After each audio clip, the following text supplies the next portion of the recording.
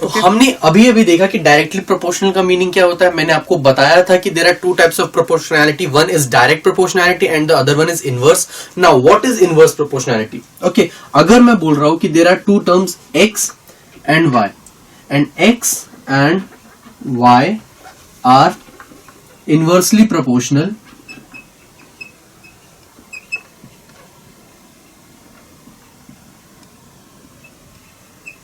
अगर मैं ये चीज बोलूं कि वो इनवर्सली प्रोपोर्शनल है, इसका मतलब हो तो उसको हम कुछ इस तरीके से रिप्रेजेंट करते हैं. x is proportional to 1 upon y. Inversely proportional का मतलब रिप्रेजेंटेशन चेंज हो जाता है. अगर जब डायरेक्टली प्रोपोर्शनल होता है, मैं डायरेक्टली लिखता हूं x is proportional to y, but when it comes to inverse proportionality I write it as x is proportional to 1 upon y. Okay, अब हम क्या करते हैं, x is proportional to 1 upon y, मतलब ये हुई मेरी इनवर्स प्रोपोर्शनैलिटी. जब मैं प्रोपोर्शनैलिटी कांस्टेंट हटाऊंगा तो ये हो जाए, सॉरी, प्रोपोर्शनैलिटी का सिंबल हटाऊंगा तो मुझे मिल जाएगा x is equal to k times of k into 1 upon y. ये 1 अपॉन y है, सिर्फ प्रोपोर्शनैलिटी की जगह k आ जाता है. I can write x is equal to k upon y, so I can write x into y is equal to k. सो दो terms जो हमें गिवन होती है, अगर वो इनवर्सली प्रोपोर्शनल है तो उनका जो मल्टीप्लीकेशन होता है that is always equal to the proportionality constant. Okay, अब इस तरीके से हम रिप्रेजेंट करते हैं इनवर्स प्रोपोर्शनैलिटी को. अगर कोई चीज इनवर्सली प्रोपोर्शनल है, इसका मतलब क्या हुआ? इट मींस दैट अगर मैं एक चीज को इंक्रीज करूंगा तो दूसरी चीज डिक्रीज हो जाती है. अगर मैं x को इंक्रीज करूंगा तो y की वैल्यू डिक्रीज होगी. द सेम वे अगर मैं x को डिक्रीज करूंगा तो y की वैल्यू इंक्रीज होगी. ये इनवर्सली वेरी करता है. वेराज डायरेक्ट में अगर मैं x को इंक्रीज करता था तो y भी इंक्रीज होता था, जबकि यहां पर ऐसा नहीं होता. अगर मैं x को इंक्रीज करूंगा तो y डिक्रीज होता है, और अगर मैं y को इंक्रीज करूंगा तो x डिक्रीज होगा, एंड वाइस वर्सा. ठीक है, अब देखते हैं कुछ टाइप के क्वेश्चंस जो पूछे जा सकते हैं हम पे based on inverse proportionality. The question is if a varies inversely as b. Okay, question में मुझे डायरेक्टली गिवन है a varies inversely as b, मतलब कि is proportional to 1 upon b. Okay, अब मुझे एक टेबल है, I need to fill in the blanks of those table. ठीक है, ऑफ दैट टेबल. अब ये है कुछ a, this is b. a के अंदर मेरे पास है 6, 12, 15 and okay, now this is a blank. यहां पे और एक चीज ऐड की गई है, a इंटू बी. हमने अभी देखा था x इंटू वाई जो किया था हमने, उसके अंदर जो मल्टीप्लीकेशन है दोनों टर्म्स का, वो हमेशा इक्वल होता है कांस्टेंट के. है किसके? कौन से कांस्टेंट के? प्रोपोर्शनैलिटी कांस्टेंट के. So a into B will always be equal to the proportionality constant. Okay, so b की वैल्यू है यहां पर 20. Okay, this is a blank and then this is a blank, this is 4, these two are blanks, and this is 120, this is 120.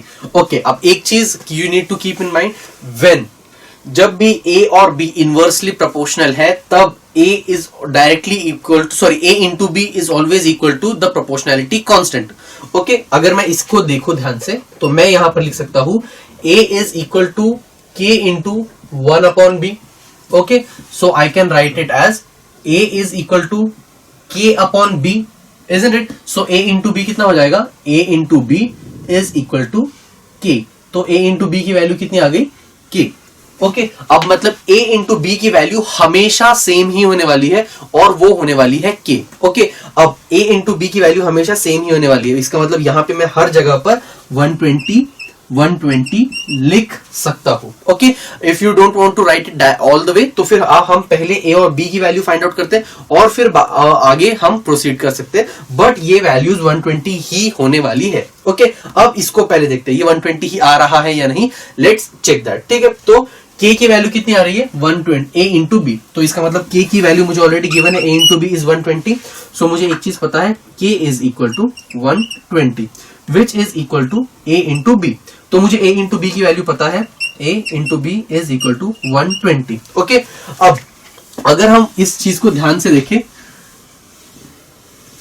अगर ये जो given है यहां पर ध्यान से देखें, 6 और ये 20, 6 इंटू 20 कितना हुआ? 120. इसका मतलब है 120 मेंटेन हो रहा है. सेम वे अगर यहां पे देखूं मैं तो 12 into B is equal to 120. तो b की वैल्यू कितनी आ जाएगी इस चीज के लिए 120 divided by 12 that is equal to 10। तो यहां पर वैल्यू हो जाएगी 10। सेम वे अगर यहां पर हम देखें तो ये हो जाएगा 15 इंटू ये नहीं पता मुझे b इज इक्वल टू 120। ये तो सेम ही रहने वाला है as this is the value of a into b and a into b, the value of a into b in inverse proportion always remains constant, जो होती है a into b जो हमेशा सेम रहने वाली है।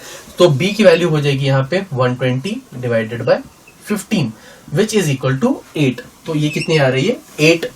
अब सेम वे यहाँ पर अगर हम देखें यहाँ पे a की वैल्यू मुझे नहीं पता है तो a into b की वैल्यू मुझे पता है इंटू 4 इज इक्वल टू 120 क्योंकि वो k के बराबर है। हमेशा आपको ये स्टेटमेंट हर जगह लिखनी है a into B is equal to k, a into B is equal to k, a into B is equal to k। और ये सारी वैल्यूज अब हमें पता है तो a हो जाएगा 120 divided by 4 that is equal to 30। तो ये कितना हो जाने वाला है 30 into 4 is equal to 120। So inversely proportional और डायरेक्टली प्रोपोर्शनल के अंदर सिर्फ एक क्या डिफरेंस होता है इसके अंदर कि जो इनवर्सली प्रोपोर्शनल में जो मल्टीप्लीकेशन होता है दोनों टर्म्स का जो वेरी कर रही होती है एक दूसरे के साथ, वो मल्टीप्लीकेशन हमेशा कांस्टेंट ही होता है। ओके, कभी कभी अगर आपको क्वेश्चन में ना दिया जाए कि whether the equation that is given to you or whether the table that is given to you varies inversely or directly, then you will have to find out whether they vary inversely or as directly and according to that you will have to solve. Okay, हम आएंगे उस type की questions की तरफ। पहले करते हैं और एक क्वेश्चन।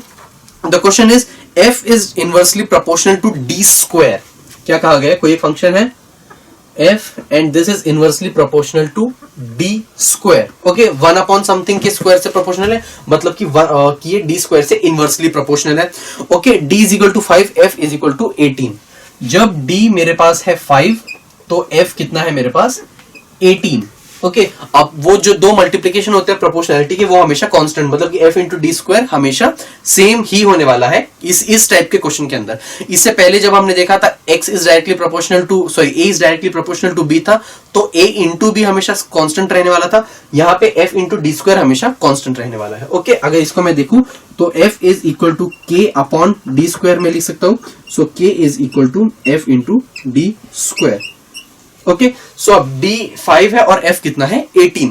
ओके, नाउ अब मुझसे पूछा गया है सबसे पहले तो k की वैल्यू फाइंड आउट कर लेते हैं। So k is equal to f is 18 into D square मतलब कि 5 into 5। So this is equal to 18 into 25 which is equal to 18 into 25 is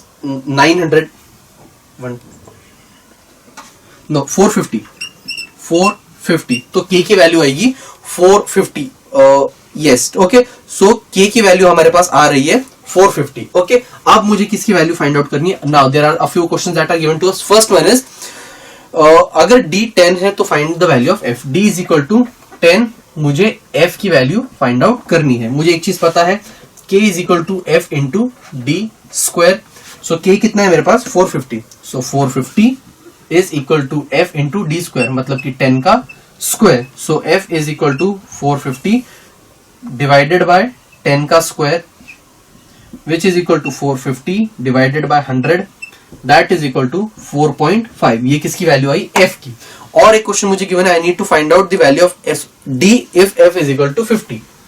क्या कहा गया है, f इज इक्वल टू 50 तो d कितना होगा। ओके, अब same equation k is equal to f into D square. k कितना है मेरे पास 450 इज इक्वल टू f कितना है 50 इंटू डी का स्क्वायर।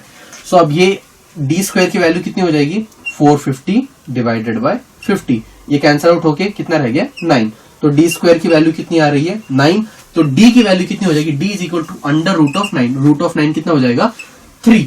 ओके, सो इस तरीके से मेरे पास अब डी की वैल्यू ओके रूट ऑफ 9 है तो फिर +3 भी हो सकता है -3 भी हो सकता है। तो डी की दो वैल्यूज आ रही है। हमें पता है कि अगर मैं 3 का स्क्वायर निकालूंगा तो भी मुझे 9 मिलेगा। अगर मैं -3 का स्क्वायर निकालूं तो -3 into -3 that is also equal to 9। Okay, तो जब भी मैं रूट निकालता हूं तो हमेशा वो चीजें प्लस और माइनस साइन के साथ ओपन अप होती है। सो यहां पर मैं d की वैल्यू मेरे पास 2 आई है +3 और -3। ओके, सो इस तरीके से हम लोग प्रोपोर्शनैलिटी की क्वेश्चंस को सॉल्व कर सकते हैं। Now let's move on to your practice set 7.2 and let's see और कौन कौन से टाइप के क्वेश्चंस को पूछा जा सकता है। Okay, so let's begin with practice set 7.2।